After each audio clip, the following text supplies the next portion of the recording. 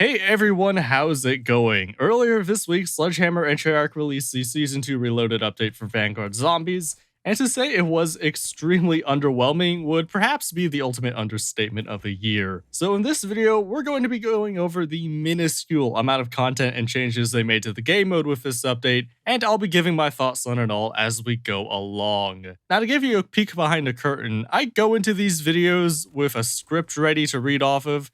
It makes my life easier when I'm recording these voiceovers, and I like to put in a lot of thought into what I want to say, how I want to say it, when I make these videos or any of the other videos on my channel. But I'm only putting about as much effort into this video as Treyarch did with making this update. This is like, I'm at a loss for words. This is shameful, the amount of nothing that is in this update. So the flagship change with this update is the most damning thing I can say about the state of Vanguard and modern gaming in general. Battlefield 2042 had its scoreboard update, and with Season 2 Reloaded, as we approach the halfway point of this game's life cycle, we are almost in April. The next game should be announced sometime soon. At the halfway point of this game's life cycle, we finally have the ability to pause Vanguard Zombies, and that couldn't go without controversy because the pause button is bad. In solo games, when you are connected to one of Sledgehammer's servers, which is how you play solo games now, if you're not playing offline, which you have to go out of your way to do, you will be able to pause the game and not have zombies attack you, just like every previous game since World at War in 2008. You will be able to do that for a maximum of 2 hours per game. If you do more than that, your game will end. However, if you play in offline or local games, you can pause the game indefinitely. So if you want to go for a high round game and you need to leave your PC or your console on overnight, you're going to have to play the game offline. This decision, and yes, this was a decision, this is not a glitch, this 2-hour time limit is intentional, has gotten a lot of backlash. And the reason Sledgehammer and Treyarch gave for this decision was that they didn't want players who essentially weren't actively playing the game at the moment to be taking up space on their servers. That might make sense at first, but I would like to ask, who else is going to fill that space? Who else is playing this game? This game has shown time and time again that it is not popular at all with casual or hardcore fans of the game mode. Hell, if you're left, you have to be a hardcore fan. I simply do not believe that anyone else is waiting to find a server to play this game, regardless of the amount of people who have the game paused. There are not enough people for this to be an issue. And if there are enough people, might I suggest you get more servers? You are run by a multi-billion-dollar company, billion with a B. You can buy a server. That is an extremely long time to wait for an extremely underwhelming version of a feature that's been in nearly every other game since the game mode's inception since 2008. And I say nearly every other game because if you recall, Advanced Warfare, another Sledgehammer game, also did not launch with a pause feature. They eventually got one, but I've got to ask, Sledgehammer, why is it always you? I know Treyarch is technically making the Zombies mode, but Sledgehammer, this is your title.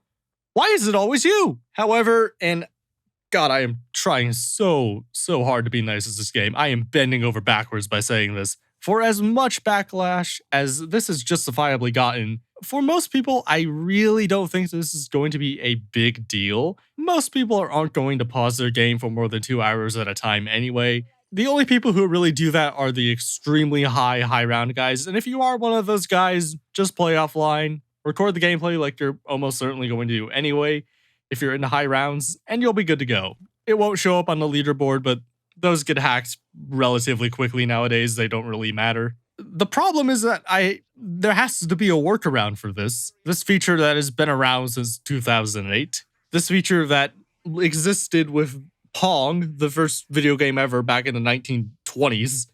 Good Lord. Figure it out. Find a clue. Okay, so that was the flagship change they made, but they did also add in a couple new covenants and not much else. The first covenant we got is critical expertise. Now, when I first read the description of this, I thought it would be this game's equivalent of Deadshot Daiquiri. It turns out that is already in the game and I just forgot it existed. This covenant will occasionally give you critical hit bonus points for shooting an enemy in the body. That's it.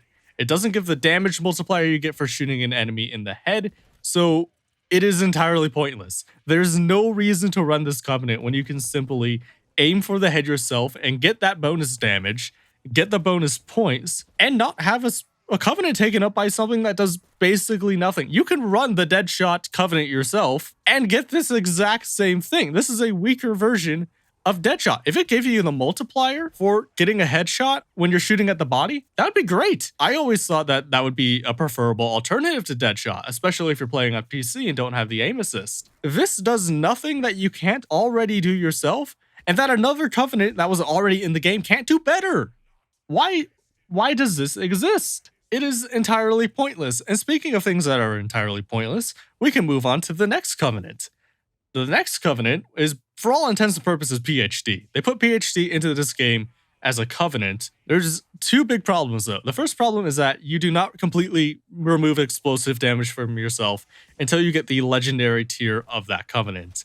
And as we've seen before, when they've tried to balance PhD in other games by only removing some of the explosive damage to yourself, that it's just not usable. The way people use PhD is by you get the Mustang and Sally's in Black Ops 1 and you shoot the floor a billion times and you don't die. If you take any explosive damage in that time, it doesn't work. And in a game where shotguns still run rampant, being able to use another type of explosive weapon would have really been great, but you're only going to be able to use this during the late game because that's the only time you can get a legendary covenant.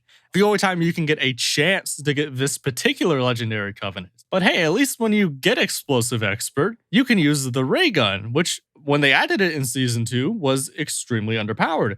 This should make it really good because you remove all the explosive damage for yourself and you get that extra bonus damage you get with it. So yeah, this would totally make the ray gun viable.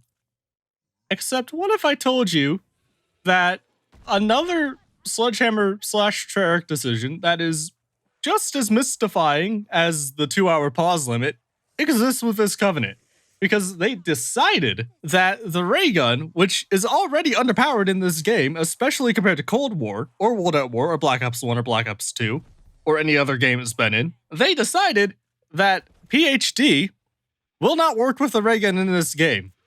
For some reason, the ray gun needed a buff.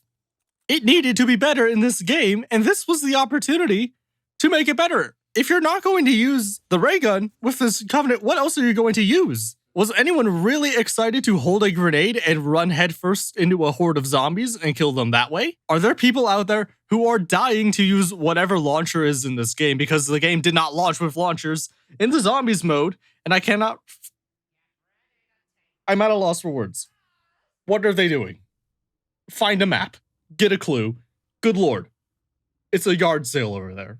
Could you imagine playing Black Ops 1 and PhD did not work for the ray gun or the Mustang and Sally's? Why would you ever use it? Imagine if PhD only worked with like the China Lake or the Law. It would be one of the worst perks in the game.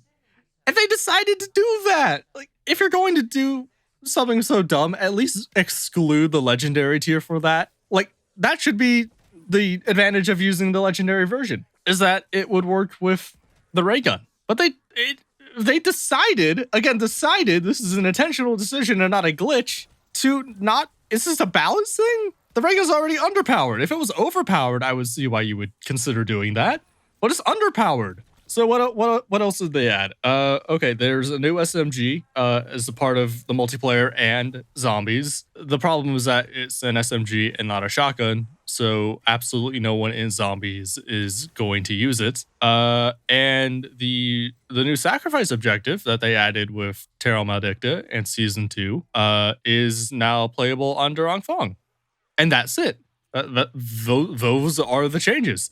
They added the ability to pause halfway through the game's life cycle, despite it being in every other game since 2008, except Advanced Warfare, which is another Sledgehammer title.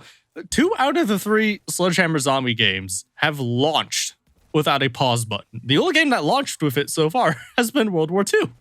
They are 1 for 3 on a pause button. At least when Advanced Warfare got its pause button, it functioned properly. I feel like you have to take away some points. Are they 0.5 or 1 on the pause button? They added the pause button. They added a covenant that could have been useful in Explosive Expert, but is not. They added 2 covenants, one that's entirely pointless with critical expertise, and one that's almost entirely pointless with explosive expert. It could have been useful, but they decided for it not to be. They added a new SMG that no one will ever use, and they put the worst objective in the game into the last map. That was it.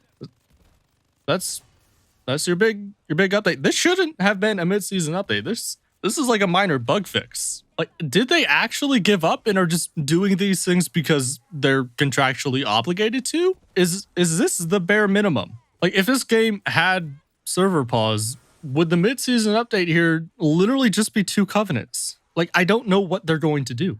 So, like, usually I end these things by saying, maybe this is enough reason for you to give the game another shot, to re-download it, to boot it back up again, see what's new. There's nothing for you to see. There's actually nothing. If you have this game and don't have it installed, don't install it again to try this. Unless you were chomping at the bit to do a very high round run and needed a pause button, then you can install the game and do that now. If you are literally anyone else, I have no idea why you would boot up the game at this point. I only did it because I needed gameplay to show you in the video here. If I wasn't making a video, I would not have installed this game. I probably wouldn't have even bought this game. It's not very good. I usually try and be extremely nice in these videos because there are a very small amount of people who like this game. They're out there, and I try and at least keep people updated. I try so hard to say, hey, if you're not completely turned away by the very concept of the game itself, the updates generally add stuff you should be excited about. What in this update am I meant to be excited about? A pause button? Do you take me for a child? Good Lord. Find a map. Find a clue. Microsoft cannot come soon enough. I don't know what to say. I'm at a loss for words. I'm just going to end it there. Those are my thoughts. Let me know what you think in the comments below. Thanks for watching. Like the video if you made it this far. Subscribe to the channel if you want to see more. I'll see you in the next video, I guess. Take care.